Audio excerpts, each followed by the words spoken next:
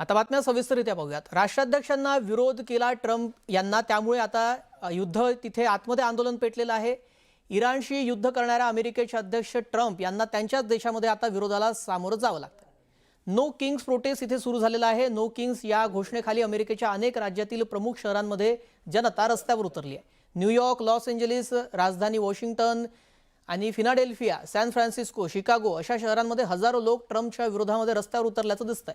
जवळपास 60 लाख लोकांनी या विरोधामध्ये आपला सहभाग घेतलेला आहे आणि घोषणाबाजी केली जाते आहे। मागील वर्षी जूनमध्ये नो किंग्स आंदोलनाला सुरुवात झालेली होती। हे तिसरा टप्पा नो किंग्स आंदोलनाचा असल्याचं बोललं जात आहे आणि हे सर्वात मोठं नो किंग्स मूव्हमेंट असल्याचंही बोललं जात आहे।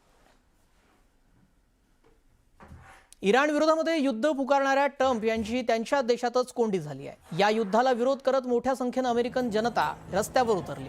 नो किंग्स रॅलीच्या माध्यमातून लाखो लोक ट्रम्प यांच्या विरोधामध्ये रस्त्यावर उतरल्याचं दिसतंय। या आंदोलनाचं मुख्य केंद्र मिनेसोटा होतं आणि सेंट पॉल इथल्या मिनेसोटा कॅपिटलच्या मैदानावर हजारो लोक जमा झाले होते। काहींनी अमेरिकेचे झेंडे उलटे धरले होते।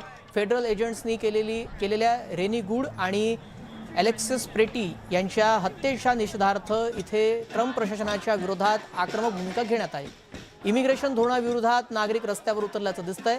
वॉशिंग्टन डीसी मध्ये शेकडो लोकांनी लिंकन मेमोरियल समोरून नॅशनल मॉल पर्यंत मोर्चा काढला।